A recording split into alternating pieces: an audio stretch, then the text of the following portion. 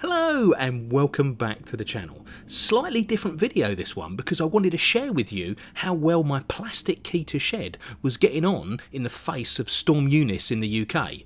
And I did start off from the safety of my kitchen, looking through, as you can see, a rather dirty window before venturing outside to see how things were getting on.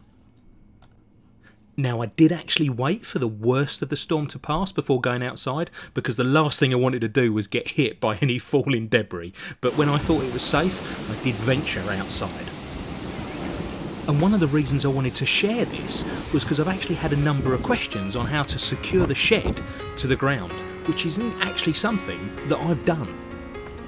So let's move in closer and see how things are.